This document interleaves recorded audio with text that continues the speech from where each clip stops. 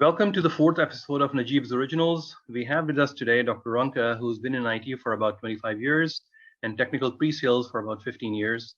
She's been working for VMware in the network security department for the past 5 years and is now the lead solutions engineer. Her professional focus is on network security, advanced threat protection, and network detection and response. She is a regular contributor on medium.com and has a knack of making complex IT ideas sound like fairy tale. Welcome, Dr. Ronke, on my program. Thank you for inviting me. Good. So before I start, Dr. Ronke, today I was listening to one of the podcasts and I heard that just one of the gangs who were involved in the ransomware business, if I can call it, had already made in the first 3 weeks of January almost $1 billion. Mm-hmm. I seriously had no idea how big this business was. Can we start with, by knowing how widespread this business is and how big is it? Yeah. So this is something we have been seeing, the amount of money that is being spent on the one hand on protecting against this kind of hacks, and on the other hand on paying ransom to criminal organization is increasing rapidly. It has been increasing throughout the pandemic when we have seen these gangs attacking critical infrastructure, for example. So, it's only the end of January and $1 billion, but I'm not really surprised. I think the largest sum that was actually paid last year was something in the realms of $4 billion, actually. Oh my God. So that was like one of the attacks. That's what it's like, they ended up paying $1 billion. But how big is this business? If I can call it business, how big is it? It is a business. Let's be very clear about this. It's like a shadow business. It's a second business stream for certain people, and it's organized like a business. I can't give you an actual number, but if you think about how our world is completely digitalized nowadays, and everything is relying on computers and servers and connections, then you can gauge the importance of these systems. And then you can understand that everyone is basically, or every company is basically vulnerable. Every hospital is vulnerable. Every electric energy supplier is basically a possible victims for this gang. And this is the amount of business that there is. Everyone can be a victim of an attack, and everyone can come into the situation where someone asks them to pay ransom. Okay. And, with the complexity which is happening, especially from last year during pandemic, remote working, people staying at home, is it, an uptrend? Have you seen from last year? Exactly. And as I mentioned earlier, the pandemic is one of the reasons this business has grown very rapidly. Because if you think about how systems are hacked, usually the way that hackers gain entry into your infrastructure will be through some person. Now, when someone is sitting in the office, there's a little more security around that person. When you now look at all these people gone to their bedrooms to work from home, you can imagine that they don't have the security equipment that would be available in the office, and hackers immediately jumped on that train. And they used the situation where we now have all this distributed workforce working from home, working from anywhere without proper security equipment. They used that situation to immediately up the attacks. And that's what we saw. We saw an uptick in attacks, we saw an uptick of money being paid, and we saw a number of very, very big breaches happening. Yeah.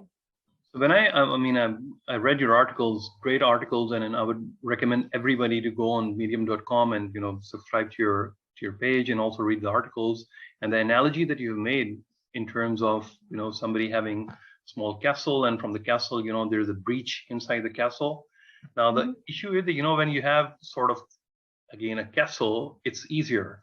But now, how sophisticated can a software get to stop these kind of threats? This is my question. It is becoming extremely difficult now to maintain this kind of security, right? Yes, and thank you for bringing that up. This picture of a castle, that is our traditional IT infrastructure. If you think back to how we worked maybe 15, 20 years ago, you would have this office, and in that office, you would have some servers where you'd have some data. People will come to the office, and then basically that would be your castle that you have to protect. You would build a big wall with a firewall around that, and then you would just check who was going in and out, and when someone went in, you would check, and then basically when they were in, they were considered a friend, and you could be basically you could assume that there was no more threat. But this situation has changed. There's no one castle anymore. If you just look at the whole multi-cloud journey, for example, companies are moving their workloads into the cloud. They're consuming software as a service, and which immediately means that your data center has been broken up and put into different places. So all these different places have to be protected with different security tools. And then you have the users. They used to be all in one place. Then you started to have branch offices. Now you have remote users. You have people who are accessing your infrastructure from different devices. So there are laptops, there are mobile devices, there are iPads, there are tablets. All of these things are going into your infrastructure and trying to consume data and applications. Now, all of this has to be monitored, and all of this has to be secured. And of course, the traditional approach of building a big wall with a moat around your castle no longer works, because there is no castle. It's basically like a big village now where everybody's running around, consuming data, doing stuff, and you have to go into an approach where you start denying access to everything, to everyone, except if they have the proper credential. There's something that we call a zero trust approach. So only those people who actually have to have access to a specific application or server should get credentials to access that.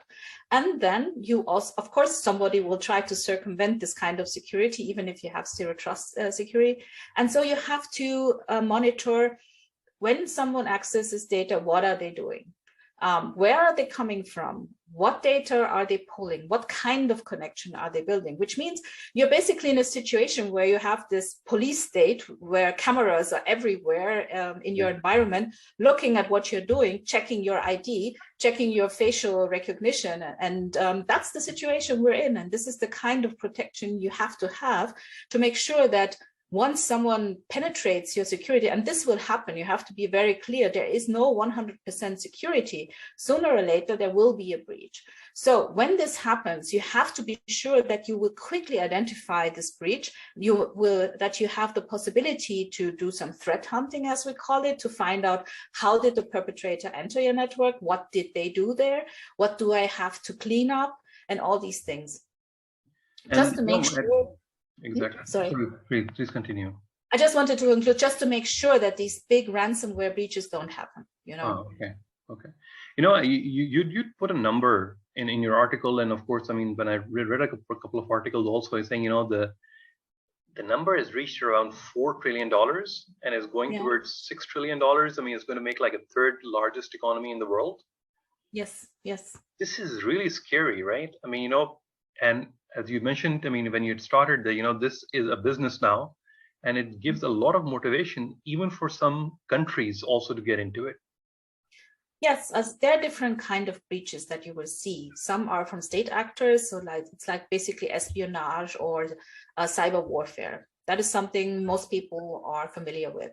What most people are also familiar with is this picture of this hacker sitting in front of their computer in the cellar and trying to breach some firewall to get into some government agency to get some data, which is basically this picture of hacktivism that we have. These are the people who are trying to make a political statement or, like attack someone who's polluting the environment and stuff like that. That is hacktivism.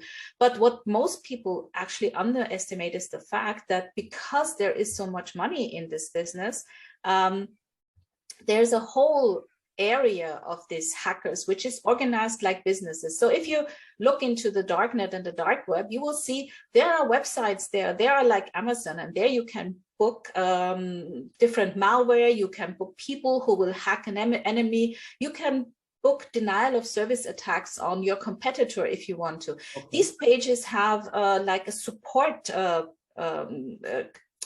tab, so you can actually ask for support. They have SLAs. If the breach doesn't work, you get your money back. So this is no longer what people think it is. It's not kids playing with the computer. This is people making money. And the reason there is so much money is that, let's talk a little bit about ransomware. So maybe some of your viewers are not familiar with that.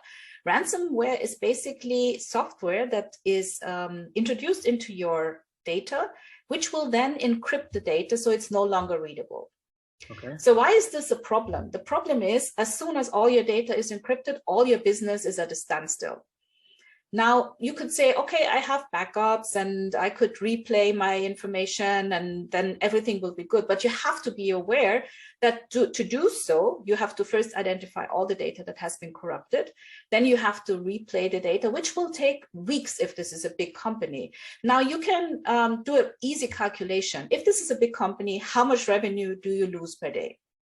So this can be up to 10 million if it's a big company. So you can easily calculate why some companies will be willing to pay like $1 billion, because they know it will take them 2 months to just reinstate their business and recreate their data. So it's easier to pay these villains to give you the key to decrypt your data again, to make it readable again, and then move on. Even if they give you that key, it still takes some time for your data to be decrypted so you can start your business again. And then you have to go into this whole process of really making sure that there's nothing left inside your infrastructure, because you never know if they didn't leave something there somewhere where you haven't seen it.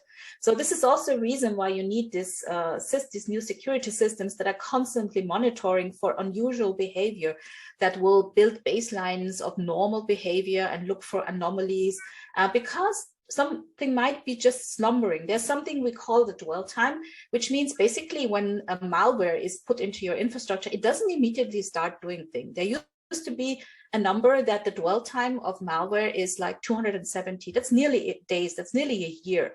So this would just be somewhere on your server doing nothing, maybe just monitoring what's happening, and then it would strike. The dwell time has been reduced, so it's statistically around 30 days now, but that is because of ransomware. Because ransomware will become active and then just corrupt all your data, make sure that you can't read anything anymore, that your servers don't work anymore, and it doesn't have to wait for like nearly a year to be active. Okay. So yeah. The question that comes to my mind is that why would you trust these guys when they ask you for ransomware? What if they take the money and they don't release? Yeah, well, that's a good question, and it's a question a lot of people ask. I think the reason why you trust these people to give you the key is because that's their business model. They're not interested in killing you or your company. And if they don't give you the key after this event, what will happen is no one will ever pay them again, because people will talk. So for them, the only way that this business model is feasible is that they corrupt your data by encrypting it, send you a ransomware note, and then when you pay, they give you the key and they move on, because they have no emotional attachment to the outcome. They just want your money. Okay. So there is, of course, the danger that the data will not be decrypted, but that's more if it is like, actually a competitor who isn't really looking for money, but to like push you out of the field, or if it's a state actor trying to do some kind of cyber warfare. In those cases, the risk is higher that you won't retrieve your data. But with a normal, as I'm saying, ransomware attack, there's a good chance you will get your data back. Okay.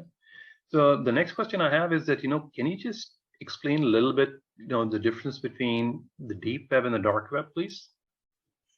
Well, there's a difference insofar there is parts. So the internet, when you're looking for something, you go on Google, and then you will put in some search phrase, and they will direct you to a certain server, which means this is the part of the network of the internet that is kind of like in a telephone book. But then there is a part that is not in a telephone book, which is basically where when you put in the search name into Google, it will not find it. It's like an uncharted territory. So that's basically what the darknet and the dark web is. And you do need special technology to get into it, like, for example, the Tor browser.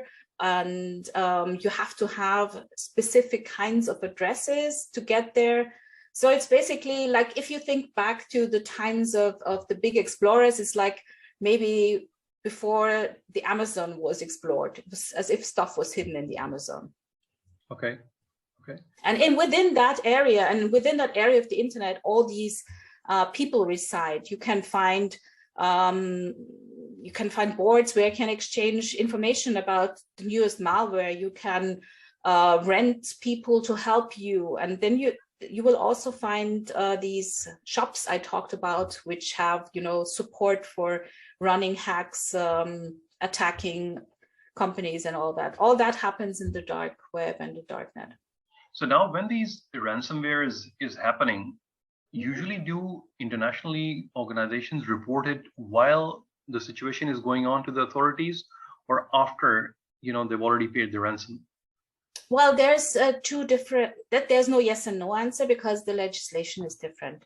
For example, in the US, there is a law that makes it necessary to declare an attack. Okay. As far as I know, this has not yet been established in Europe, or we're about to get into that situation, because it is very important that when something like this happens, people are informed that they might be impacted. So there's no yes and no answer. Sometimes they do, sometimes they don't. Okay. But what you will immediately notice is, when something like this happens, is that you might not have access to the services anymore. So for example, recently MediaMarkt, this big electronic company, was impacted. The electronics retailer, I think is the right phrase, was impacted by a very big hack. And you will immediately notice that their online web shops, for example, are no longer accessible. And you will also immediately see news in the papers. So if you are a big company and you are impacted by a ransomware hack, usually you can't, especially if you're a retailer, for example, you can't hide that. Or think back at the beginning of last year, there was a big hack of the Colonial Pipeline in the US. So what immediately happened was that there was a gas shortage, which is petrol, actually, for people who are not in the US. So people, and this had a big effect. There were people that would pump gas and hoard it in plastic bags and things like that. It was insane, And that brings me to the whole other topic of critical infrastructure. So I've been talking about companies, I've been talking about a retailer, and all this is very bad, but it's private companies. And if you can't buy a new iPhone for a couple of days, probably it doesn't matter.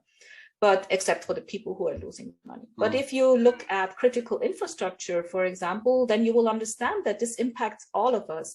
So what we also saw during the pandemic is an increase of attacks to health providers like hospitals and things like that. And this is, of course, a big issue. Again, we are in a situation when something like this happens, all of a sudden, all the systems stop working. So imagine you are on an operation table and somebody hacks the hospital you're in, and all of a sudden, all the systems stop. Yeah. So this can cost lives, actually.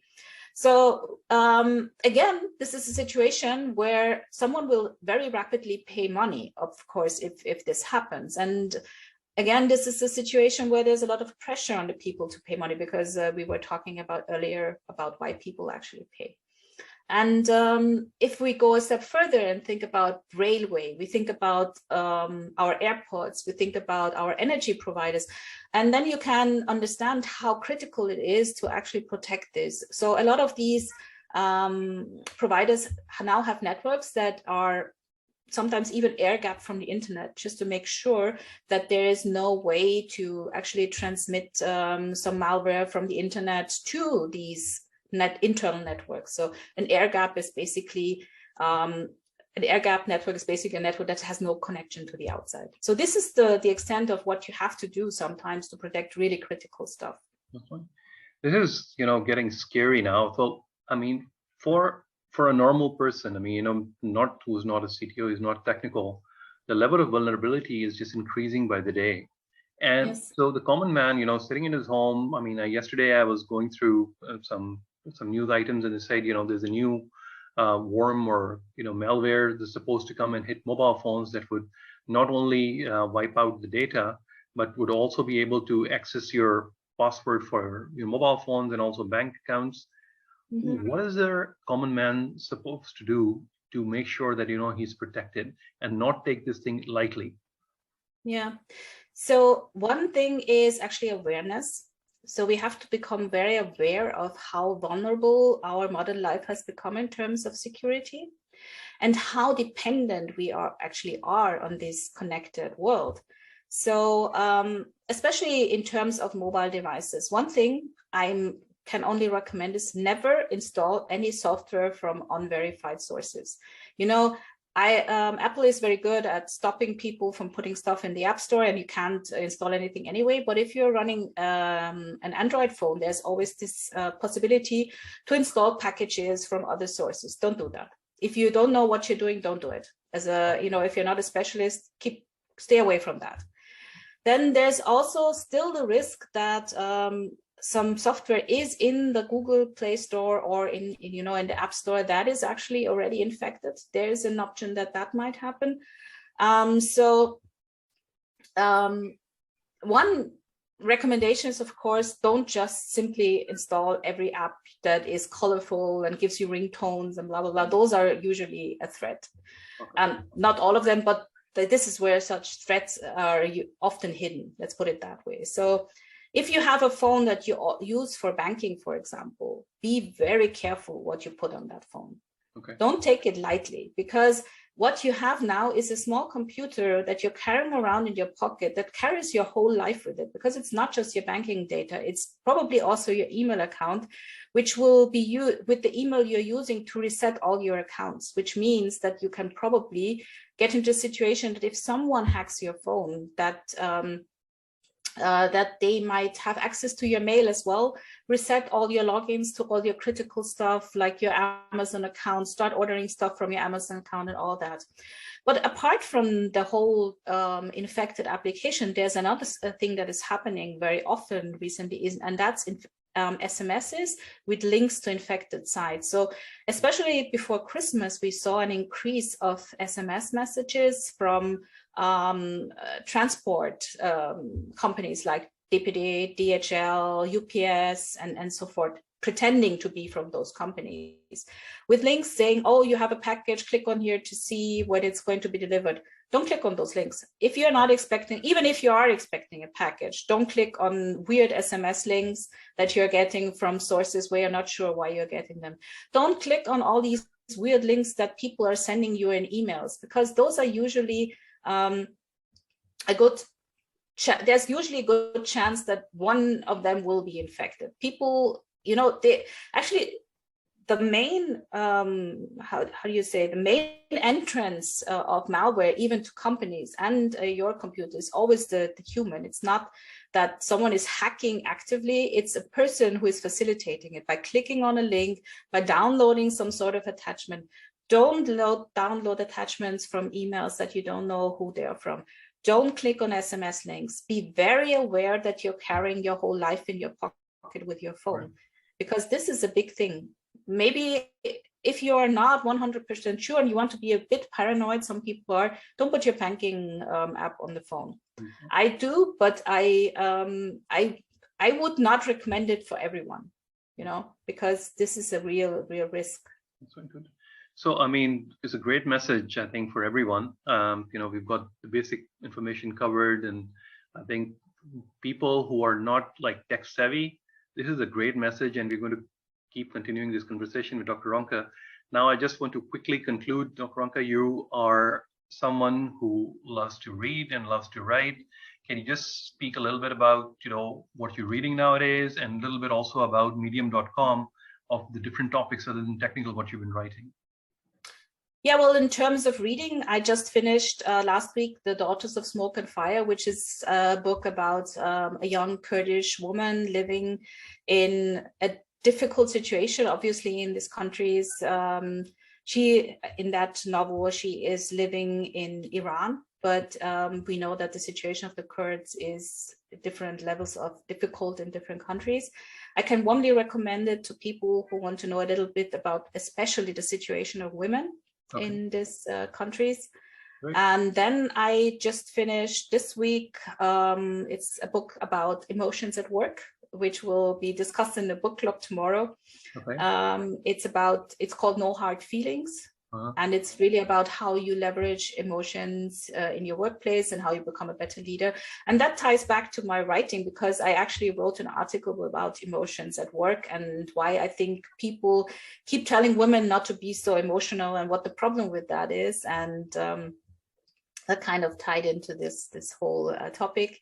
I write on Medium about different topics. One of them is obviously cybersecurity, because I like people to understand. As I said, I think that this whole topic of digitalization has made it something that everybody needs to understand what is happening in terms of security. Why is it a risk? And I try to write these articles as easily digestible as possible.